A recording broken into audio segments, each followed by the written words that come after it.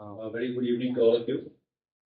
Honorable Vice Chancellor of Open University, Professor Ramesh Chandra, respected member of Chair and Chairperson of Chair, Sri Radhakrishna Mathur, respected member of Chair and Chief Information Commissioner of Assam, Sri Bhaskar Mathur, and respected member of Chair and Chancellor of Nagaland University, Sri Samudra Kashyap, Chairman, Executive University Board of Assam, Sri Kumar Sanjay, today's keynote speaker and an eminent columnist, Sri Sudhimon Bhattacharjee, speakers of the technical sessions, invited guests from various institutions, esteemed colleagues from Cotton University, research scholars, and dear students. At the very outset, I would like to welcome on behalf of the Computer Science Department, Cotton University, and Chair once again all of you to this colloquium today. And thank you all for being here. And actually, when this opportunity for organizing this particular colloquium came to us and the initial discussions were going on, we from the Department of Computer Science did not want to miss this opportunity because usually what happens is when we talk about technology and advancements in fields like this, we usually look at these concepts from a technical lens through programs and algorithms and stuff like that.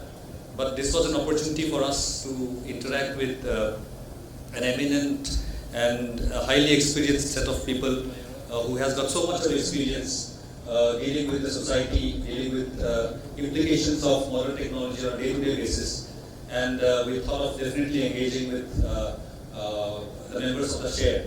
And after our first meeting, we thought that to make this whole discussion more meaningful, we thought that let us expand this and invite and interact, engage with faculty members and eminent personalities all across Assam or Guwahati especially.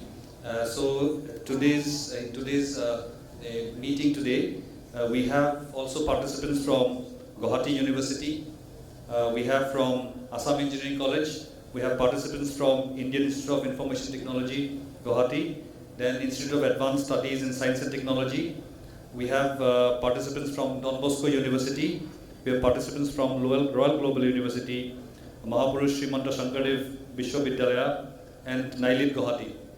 So with such a diverse and distinguished group of participants, I hope that this discussion will have we will have an enriching and a meaningful interaction today.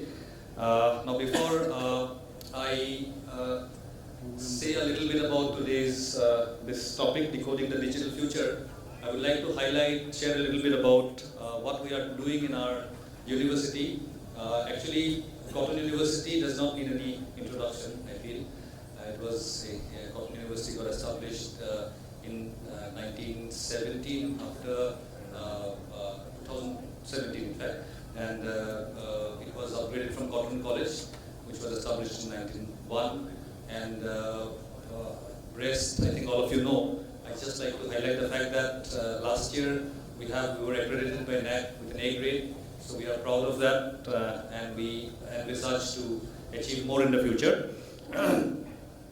Basically, highlighting about our department, over the last few years, some 5 or 6 years or so, we have made significant progress with regards to modern emerging technologies like artificial intelligence. We are also in the field of network security, cryptography, and then natural language processing, financial technology, and in the healthcare sector. We have funding. We are actively involved in our research. We've got about 15 research scholars with us. Two of them have already done their PhD, and we have got funding from Ministry of Information Technology. We've got funding from Scientific Engineering Research Board, and we've got funding from IIT Bhilai, and which amounts to about 1.2 crores. And some of the areas where our faculty members and research scholars are involved are developing lightweight cryptographic protocols for Internet of Things and mobile networks, 5G and beyond. And then we are also working using AI technologies. We are working on cancer detection through, we have got tie-ups with institutions, hospitals like Bivura Cancer Institute, Arya Wellness Center. We collect real-time samples from them, and we are trying to develop models, artificial intelligence models that helps us to identify early detection of cancer. We also have faculty members who are involved in identification of genes that could help us in detection of cancer. Mental illness, early detection of mental illness is another area where our faculty members are working in. And we also are working in financial technology using, we are developing as a part of our project, we are developing a platform for self-help groups in the Northeast. If we can help them develop a financial platform through which they can do their transactions on a day-to-day basis.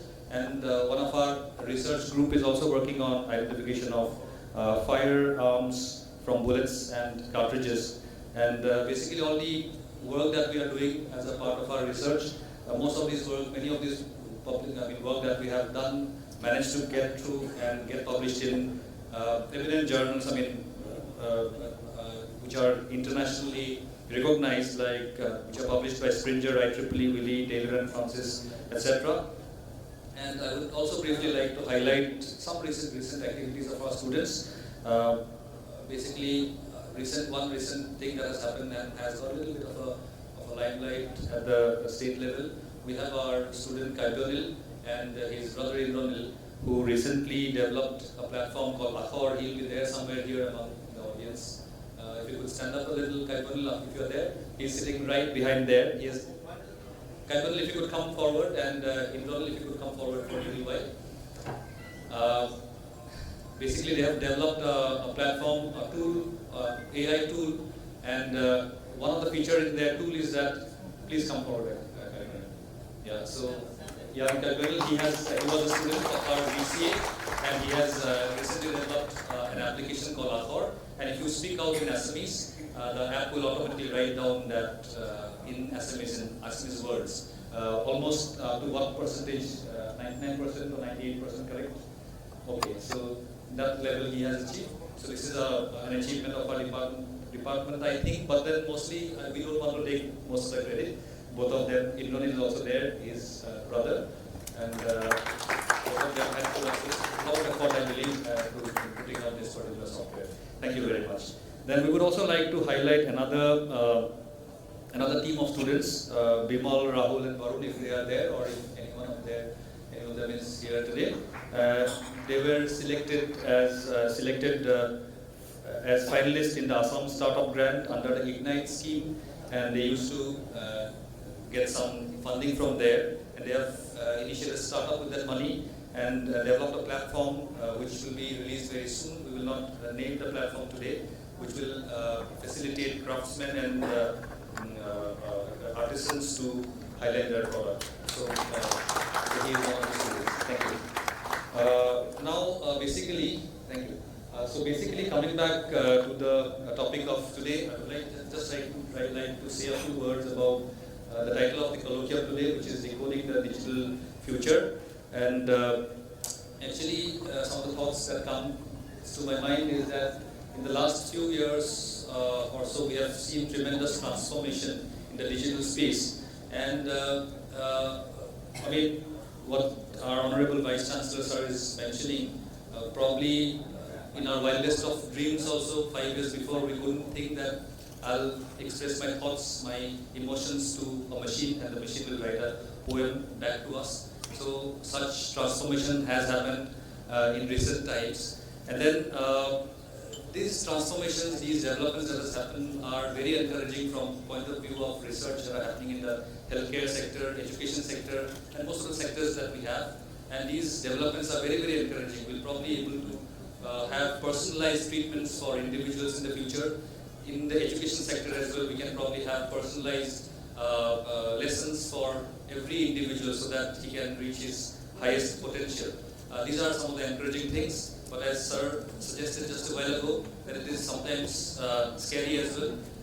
Many people are skeptical about the development. Usually what happens is that there is a saying that what you see, seeing is believing. But does that phrase stand anymore? There are so many things that we see in the internet, especially in the digital space. We see something, is it really believing? Probably it's not anymore. Saying is not believing. So basically, what do we do about it? One key aspect probably will be, as again Sir suggested just a while ago, awareness is a key factor. Basic concepts of cyber security, concepts of public key cryptography, how a browser works, what does that HTTPS mean, what does a block against the browser means.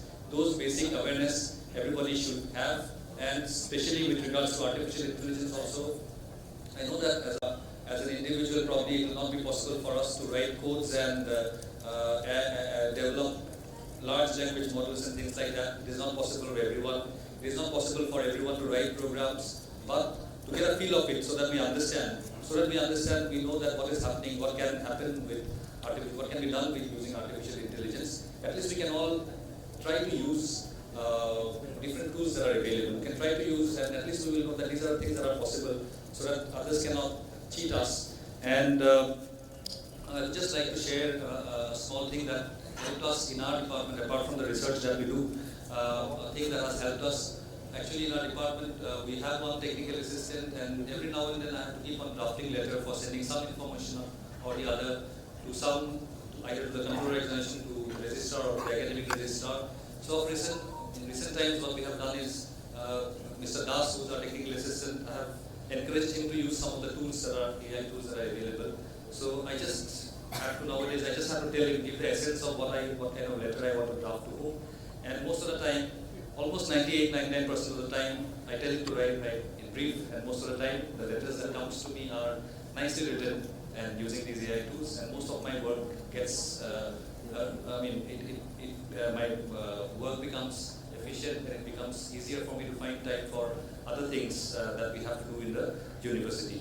So, and one more, just before concluding my speech today, one more thing I want to reflect on is that as a country, if we have to grow, there are so many ways that we can contribute to this new wave of technology that is coming to us. We should all try to ride this wave and travel as far as possible. We can contribute in whatever possible way we can contribute, because technology like artificial intelligence has got all of these implications, social and security, privacy, all of these implications. We will have psychological implications as well. As a psychologist, as a person from sociology, everybody has a role to play in it. So if you remember that when we had this IT revolution, we did not develop our own operating system, which is prominent, which is well known in the world. We don't have a programming language that is used worldwide. But in spite of that, India could contribute majorly to the IT revolution, because we have many other expertise. We have got a tech-savvy group of students. Tech-savvy, group of people here in India, and who could contribute immensely to this revolution. And so, similarly, with regards to AI as well, we definitely hope that we will someday be able to develop an efficient, which is more efficient than probably DeepSeek that you already must be hearing. Probably we will have our own AI model very soon that is developed indigenously in our country. But till that time, we should not rest. In whatever way, whatever capacity we can contribute, we should contribute. And lastly, one more thought comes to me, that all these developments that we are seeing in front of us, these are sometimes intimidating. But one thing that we should not forget is we human beings are designing all these things for our own benefit, our own assistance. They should be treated as our assistant, not something that should control us. We were designed by nature or God, and we were designed to play around, run around, experience everything that is there in the nature. We were not designed to actually sit in front of a computer or interact with the device whole day, whole out.